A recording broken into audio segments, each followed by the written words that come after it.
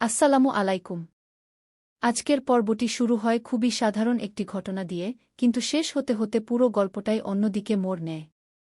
একদিকে ভাবির চমৎকার পরিকল্পনা, অন্যদিকে গোলামের অজান্তেই তাকে হাসপাতালে নিয়ে যাওয়া, আর সবশেষে এমন একটি ভয়ঙ্কর ঘটনা ঘটে যা দেখে যে কোনো দর্শক পরের পর্ব না দেখে থাকতে পারবেন না।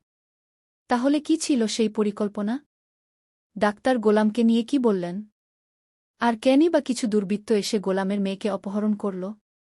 সবকিছু জানবেন আজকের ভিডিওতে। তাই ভিডিওটি শেষ পর্যন্ত দেখুন। দর্শক বন্ধুরা, পর্বের শুরু থেকেই পরিচালক এমন একটি দৃশ্য দেখান যা দেখে প্রথমে মনে হয় ভাবি সত্যিই অসুস্থ। তিনি খুব স্বাভাবিকভাবে এমন আচরণ করেন যেন তার শারীরিক অবস্থা ভালো নয়। এই অভিনয়ের কারণে গোলামেরও কোনো সন্দেহ হয় না। গোলাম একজন সহজ-সরল মানুষ। তাই ভাবি যখন তাকে হাসপাতালে নিয়ে যেতে বলেন, তখন সে কোনো প্রশ্ন না করেই সঙ্গে চলে যায়। এখানেই বোঝা যায় গোলামের মনে পরিবারের প্রতি কতটা দায়িত্ববোধ রয়েছে। সে নিজের কথা না ভেবে পরিবারের মানুষকে আগে গুরুত্ব দেয়। হাসপাতালে পৌঁছানোর পরই গল্পের আসল রহস্য প্রকাশ পায়। দর্শক বুঝতে পারেন আসলে ভাবি নিজের জন্য আসেননি। পুরো পরিকল্পনাটাই ছিল গোলামকে একজন ডাক্তারের কাছে নিয়ে যাওয়ার জন্য। এই দৃশ্যটি নাটকের অন্যতম গুরুত্বপূর্ণ মুহূর্ত। কারণ এতদিন পরিবার বুঝতে পারছিল গোলামের কিছু আচরণ স্বাভাবিক নয়। কিন্তু তাকে সরাসরি ডাক্তার দেখাতে বললে সে হয়তো রাজি হতো না। তাই ভাবি বুদ্ধি করে অন্য একটি অজুহাত তৈরি করেন। এরপর ডাক্তার গোলামের সঙ্গে কথা বলা শুরু করেন। তিনি কোনো তাড়াহুড়ো করেন না। খুব শান্তভাবে গোলামের কথা শোনেন, তার প্রতিক্রিয়া লক্ষ্য করেন এবং বোঝার চেষ্টা করেন আস্থা কোথায়। এই দশর শাখায় নাটকটি একটির গুরুত্বপূর্ণ বার্তাও দেখ। হাসপাতাল থেকে বাড়ি ফেরার পর গল্পে শুরু হয় এক নতুন অধ্যায়। এখান থেকেই নাটকের আবেগের পাশাপাশি পারিবারিক টানাপোড়েন আরও স্পষ্ট হয়ে ওঠে। গোলাম বাড়িতে ফিরতেই তার স্ত্রী লক্ষ্য করেন সে অনেকক্ষণ বাইরে ছিল।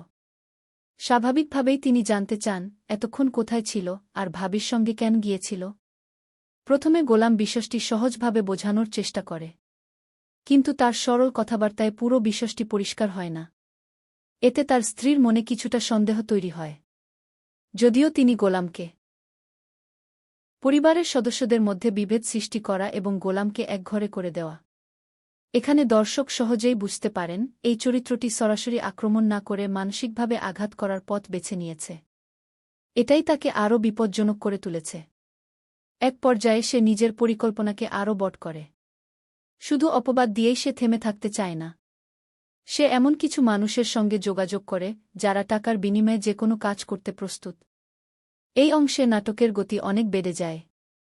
দর্শক বুঝতে পারেন সামনে বড় ধরনের বিপদ অপেক্ষা করছে। অন্যদিকে গোলাম এসব ষড়যন্ত্রের কিছুই জানে না। সে এখনও পরিবারের সবার ভালো চায় এবং স্বাভাবিক জীবনযাপন করার চেষ্টা করে। তার এই সরলতাই একদিকে তার সবচেয়ে বড় গুণ, আবার অন্যদিকে সবচেয়ে বড় দুর্বলতা। পরিচালক এখানে একটি দারুণ বৈপরীত্য দেখিয়েছেন। একদিকে একজন মানুষের সরলতা, অন্যদিকে আরেকজনের লোভ এবং ষড়যন্ত্র। এই দ্বন্দ্বই পুরো গল্পকে আরও আকর্ষণীয় করে তুলেছে। পর্বের শেষের দিকে পরিবেশ ধীরে ধীরে ভারী হতে শুরু করে। ক্যামেরার অ্যাঙ্গেল, ব্যাকগ্রাউন্ড মিউজিক এবং চরিত্রগুলোর মুখের অভিব্যক্তি দেখে বোঝা যায় খুব শিগগিরই বড় কিছু ঘটতে চলেছে। দর্শক তখন অপেক্ষা করছেন ষড়যন্ত্র সফল হবে নাকি গোলাম শেষ মুহূর্তে সবকিছু বুঝতে পারবে। কিন্তু যে ঘটনাটি সামনে আসে তা কেউই সহজে কল্পনা করতে পারেন না। পর্বের শেষের দিকে পরিস্থিতি চরমে পৌঁছে যায়। প্রধান চরিত্র অবশেষে এমন কিছু প্রমাণ হাতে পায় যা তার নির্দোষতা প্রমাণ করতে পারে। কিন্তু ঠিক তখনই নতুন একটি বাধা সামনে এসে দাঁড়ায়।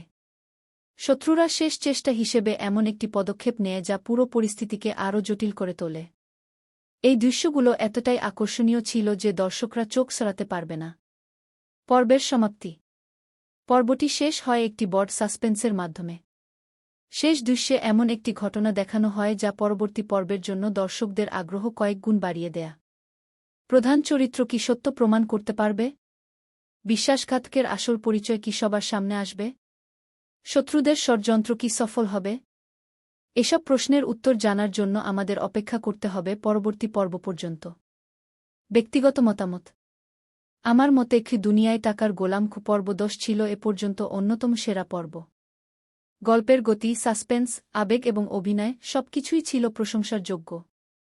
বিশেষ করে বিশ্বাসঘাতকতার অংশ এবং শেষের ক্লিফহ্যাঙ্গার দর্শকদের পরবর্তী পর্ব দেখার জন্য বাধ্য করবে। আমি এই পর্বকে 10-এর মধ্যে 9 ডিভিশন 10 রেটিং দিতে চাই। আউট্রো। তো বন্ধুরা, এটাই ছিল কি দুনিয়ায় টাকার গোলাম পর্ব 10-এর বিস্তারিত রিভিউ। আপনাদের কাছে এই পর্ব কেমন লেগেছে কমেন্টে অবশ্যই জানাবেন। ভিডিওটি ভালো লাগলে একটি লাইক দিন, বন্ধুদের সঙ্গে শেয়ার করুন এবং এমন আরও নাটক রিভিউ পেতে চ্যানেলটি সাবস্ক্রাইব করে বেল আইকন অন করে রাখুন। সবাই ভালো থাকুন, সুস্থ থাকুন। আল্লাহ হাফেজ।